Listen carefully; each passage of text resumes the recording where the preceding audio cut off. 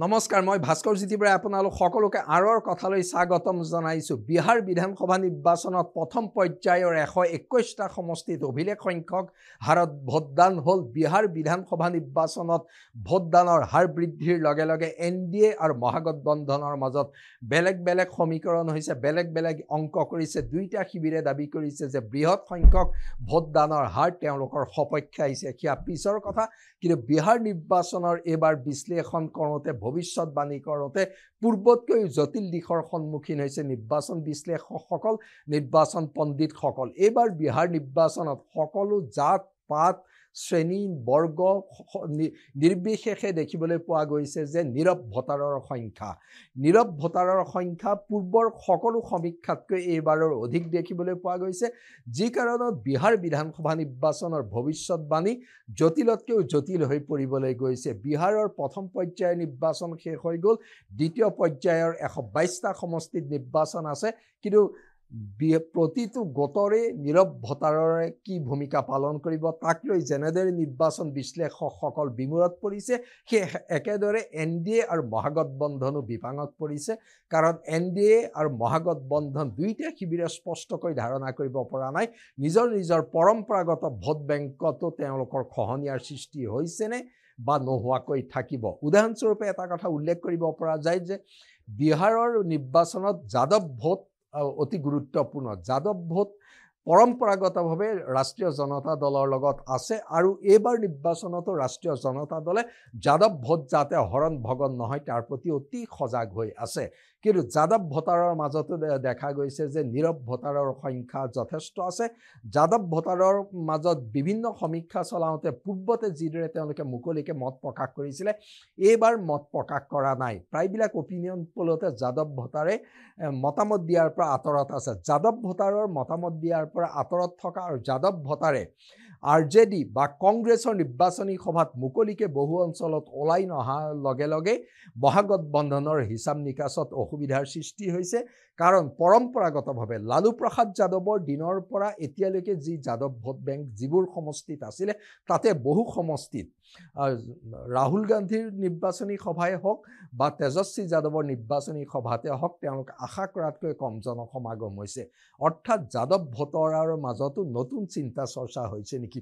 যদি যাদৱ ভোটাৰৰ মাজত নতুন চিন্তা চৰ্চা হৈছে, তেতিয়াহ'লে ৰাষ্ট্ৰীয় জনতা দলৰ পৰা আঁতৰি একাংশ ভোট এনডিএলৈ আহিব পাৰে বা প্ৰশান্ত কিশোৰৰ দললৈ যাব পাৰে। কিন্তু এনডিএলৈ অহাৰ সম্ভাৱনা আছে বুলি এনডিএৰ নেতৃবৰ্গই দাবী কৰিছে। সেয়া কিমান সঁচা নিৰ্বাচনৰ ফলাফলত প্ৰমাণ হ'ব, কিন্তু যাদৱ ভোটাৰে তেজস্বী যাদৱক উদ্বিগ্ন কৰি তুলিছে, সেয়া নুই কৰিব নোৱাৰি। কেৱল যাদৱ ভোটৰ ক্ষেত্ৰতে এই পৰিস্থিতি দেখিবলৈ পোৱা নাযায়।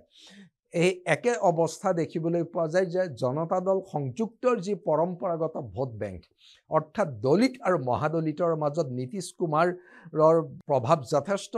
যোৱা 3টা বিধানসভা নিৰ্বাচনত জনতা দল সংযুক্ত আৰু যোৱা নিৰ্বাচনত তেওঁলোকৰ মিত্ৰ দল বিজেপিয়ে দলিত আৰু মহাদলিতৰ ব্যাপক সমৰ্থন লাভ কৰিছিলে। কিন্তু এইবাৰ দলিত আৰু মহাদলিতৰ সমৰ্থনৰ বিভাজন ঘটিয়াব বুলি প্ৰায় স্পষ্ট ধাৰণা কৰিবলগীয়া হৈছে। সেই যাদৱ ভোটৰ মাজত যি পৰিস্থিতি একে দেখা গৈছে মহাদলিতৰ মাজত নীতিশ কুমাৰ নিঃসন্দেহে সৰ্বাধিক জনপ্ৰিয়। কাৰণ মহাদলিত সেই পৰিভাষাটোৱে নীতিশ কুমাৰে উলিওৱাৰ মহাদলিত সকলক সামাজিক উত্তৰণৰ বাবে নীতিশ কুমাৰ চৰকাৰে বহু কাম কৰিছে আৰু দলিত আৰু মহাদলিতৰ পাৰ্থক্য নাইকিয়া কৰিছে। নীতিশ কুমাৰ চৰকাৰে বিশেষকৈ সকলো দলিত সম্প্ৰদায়ৰ সমান সুবিধাভোগী কৰি তুলিছে। তৎসত্ত্বেও মহাদলিতৰ মাজত এটা দ্বিধাবোধ আহিছে। যদি মহাদলিতৰ মাজত এই দ্বিধাবোধটো ইভিএমত লৈ ৰূপান্তৰিত হয়, তেতিয়াহ'লে নিশ্চিতকৈ জনতা দল সংযুক্তক ব্যাপক ক্ষতি কৰিব। মহাদলিতৰ মাজত নীৰৱ ভোটাৰ যাদৱ ভোটাৰতকৈ তুলনামূলকভাৱে কম দেখিবলৈ পোৱা গৈছে।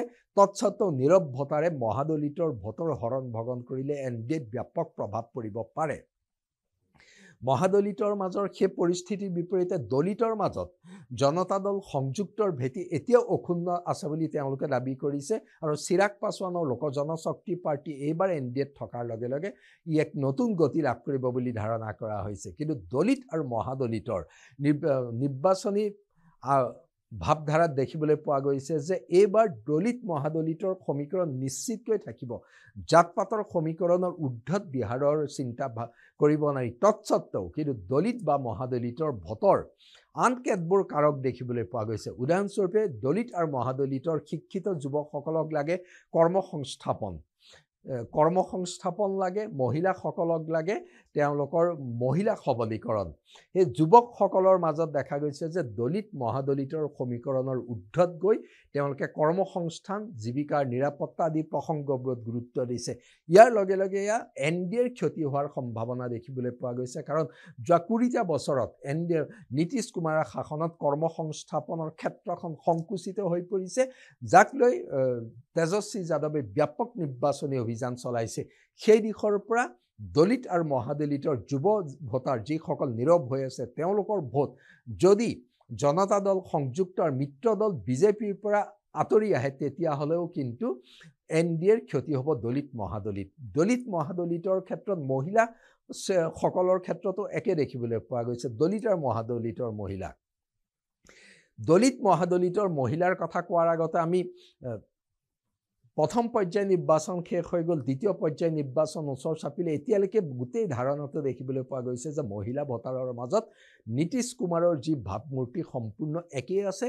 নীতিশ কুমাৰৰ মহিলা ভোটাৰৰ মাজত শক্তিশালী গণভিত্তি আজিৰ দিনতো নুই কৰিব পৰা নাযায়। নীতিশ কুমাৰে যি চমৎকাৰ প্ৰজন্মগত এক আঁচনি গ্ৰহণ কৰিছিল, উদাহৰণস্বৰূপে উল্লেখ কৰিব পাৰি 2007 চনত তেওঁ যেতিয়া প্ৰতিগৰাকী স্কুলীয়া ছাত্ৰ ছাত্ৰীক চাইকেল এখনকৈ দিছিলে, সেইসকল এতিয়া মাতৃ হ'ল, সেইসকল প্ৰাপ্তবয়স্ক ভোটাৰ হ'ল আৰু তেওঁলোকে ভোটদান কৰিব। অৰ্থাৎ নীতিশ কুমাৰে 3টা প্ৰজন্মৰ মহিলা ভোটাৰৰ মাজত পৰা সমৰ্থন আদায় কৰাৰ সম্ভাৱনা আছে। তৎসত্ত্বেও মহিলা ভোটাৰৰ মাজতো নীৰৱ ভোটাৰ তুলনামূলকভাৱে কম হ'লেও বৃদ্ধি পোৱাৰ ধাৰণা কৰা হৈছে। অৱশ্যে যাদৱ আৰু দলিত মহাদলিতৰ যুৱ ভোটাৰতকৈ মহিলা ভোটাৰৰ মাজত নীৰৱ ভোটাৰৰ সংখ্যা কম হ'ব বুলি নিৰ্বাচন বিশ্লেষকসকলে ধাৰণা কৰিছে। তৎসত্ত্বেও মহিলাৰ নীৰৱ ভোটাৰ হোৱা মানে নীৰৱ ভোটাৰখিনি স্বাভাৱিকতে NDAৰ পৰা মহাগঠবন্ধনলৈ ধাবিত হ'ব বুলি স্পষ্ট ধাৰণা কৰা হৈছে। অৰ্থাৎ দলিত মহাদলিতৰ ক্ষেত্ৰত এই নীৰৱ ভোটাৰৰ হিচাপ নিকাচ একেই গুৰুত্বপূৰ্ণ হৈ পৰিছে। নীৰৱ ভোটাৰৰ হিচাপ নিকাচ কেৱল OBC, দলিত মহাদলিত মহিলা ভোটাৰৰ ক্ষেত্ৰতেই নহয়, যুৱ ভোটাৰৰ ক্ষেত্ৰত আমি দলিত মহাদলিতৰ কথা ক'লোঁ।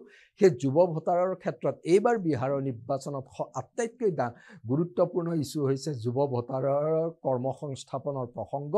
ব্যাপক সংখ্যক যুৱ ভোটাৰে বিভিন্ন সমীক্ষাত কৈছে যে তেওঁলোকক কৰ্মসংস্থাপন লাগে, ঘৰ এৰি নিজৰ ৰাজ্য এৰি আনত গৈ তেওঁলোকে কাম কৰিবলৈ নিবিচাৰে।